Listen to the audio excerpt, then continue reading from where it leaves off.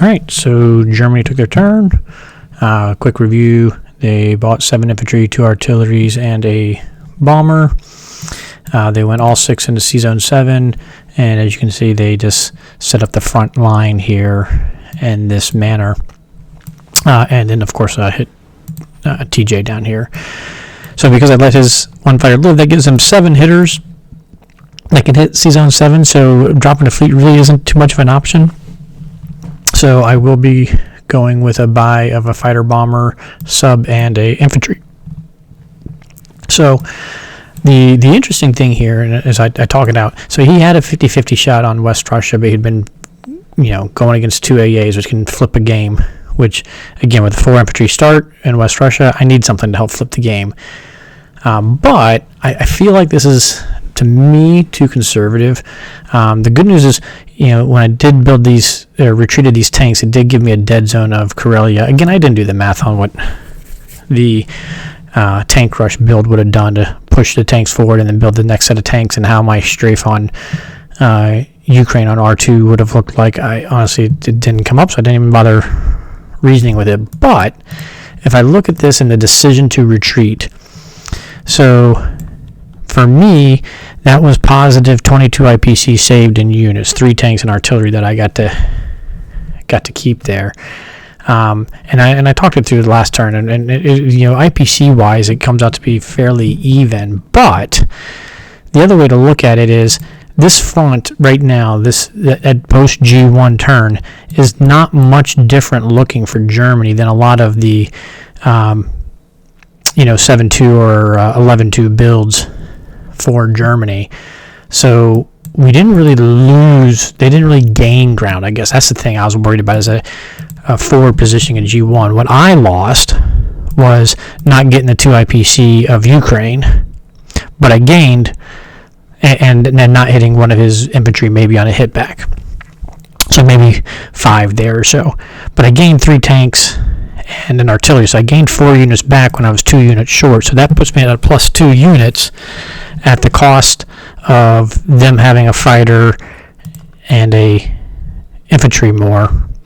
So, and then the 2 IPC. But I would take my, that balances at my plus 2. They have 2, so we're back to about even. And so the only really difference is 2 IPC of the Ukraine. You could argue that my 3 tanks and artillery is more valuable than an infantry and a fighter. So all said and done, the G turn, I feel like this pulled things back closer to even again. But I'm really going to enjoy having 6 Russian tanks as we go along. The downside is I can't drop a UK fleet. So there's that too. So I did do my purchase already. Like I said, I'm going to build a fighter, bomber, sub, and an infantry. And I was getting ready to take my attack move, or my combat move. Now the important part here is, if I take my bomber to help with C-Zone 7, then I can't make it to Persia, and Persia can't help threaten C-Zone 30. But really, I'm also going to have a hard time dead zoning the med. So since I'm buying the bomber, I think I'm going to go ahead and position it so both my bombers can dead zone the med at the very least, so I can have 2 bombers versus a battleship. I don't want to give Johnny the chance of leaving this battleship live beyond round 2, if at all possible. But if I use the bomber on C-Zone 5, then I could come down to Persia and help put pressure down here. But all said and done, doing it this way lets me get a fighter into West Russia, and I'm building a fighter down here, so that'll give me 4 fighters in range of C-Zone 35, potentially for a UK2 build if it comes to it. So we're going to do a lot of my kind of standard attacks here.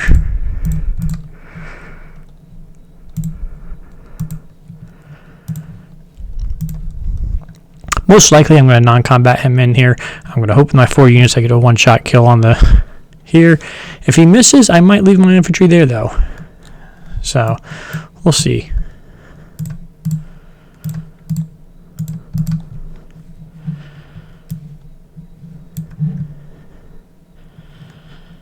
I think that's all the attacks, right? I always end up questioning myself at this point. I feel like I'm forgetting something.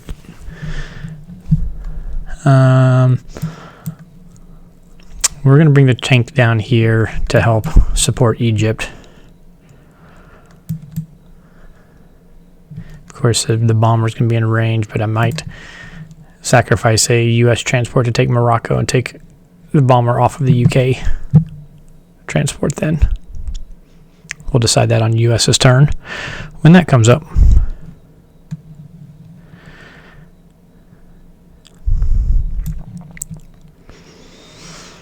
All right, I believe that's all the attacks planned.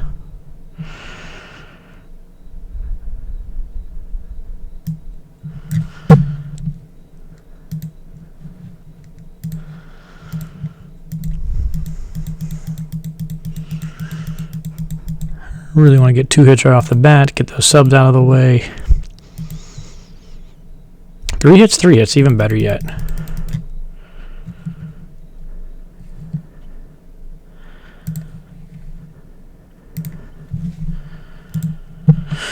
I'll take that.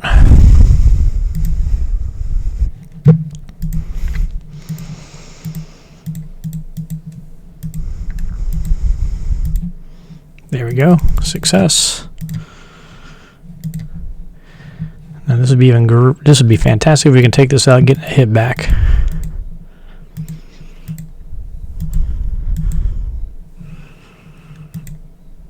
There's the hit.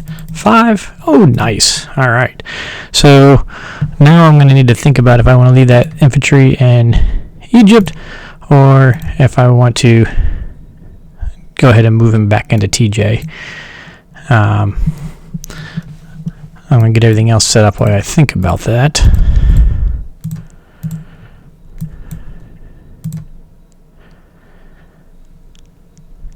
Good. Do I want to bring him on the...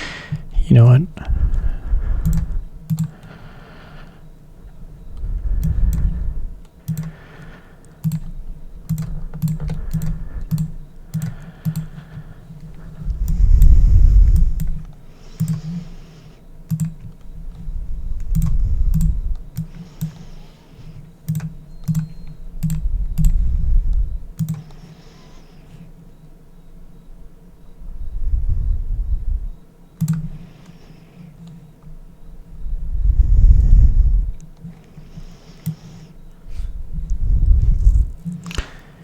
All right, there's everything else.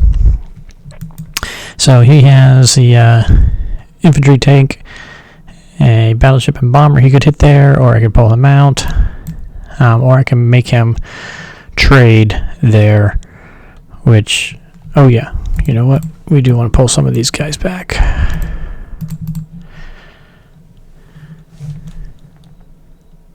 Just in case.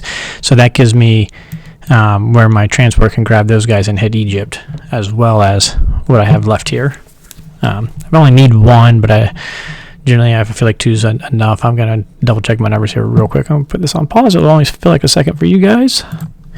So yeah, I think I am going to keep this fighter like I normally do him, rather than putting him here. I'm going to go ahead and bring him on back here so that we can have a little more pressure on Burma with our 3 and a bomber. I think we're going to leave the infantry there. Maybe this is a bad call. I want to encourage him bringing units from Europe down into Egypt, especially if we end up going into a KJF, so that's a positive for me. And that way he can't just take blitz in and out, make him commit some units. I've got some units I can commit, and we're hopefully going to be doing some things to slow down Japan. If he goes 3 transports, most of the time that will be a signal for a KJF, in which case we'll be doing different things to slow him down. But now we got 1, 2, we're going to be building a fighter, 3, a fighter here, 4. We got 4 fighters on scene for C-Zone 35 if that opportunity presents itself.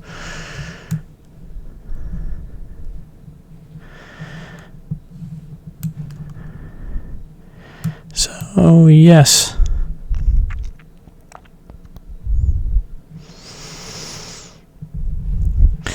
we're playing on the U.S. fighter coming back with this setup. All right. Did I get everything? So this is those stages I always feel like I'm forgetting something. Something just feels like it's off. Cruiser can't do anything. All right.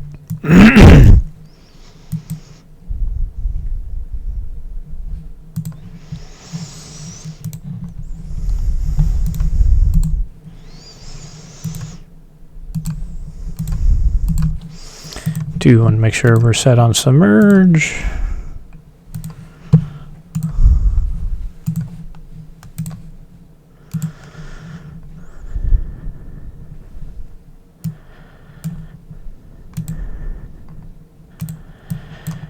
There we go. We got our normal setup where we got 32, 34 dead zone. We got 4 planes that can hit them. We got our subs and cruisers. So to attack the transport carrier would not make a whole lot of sense for him.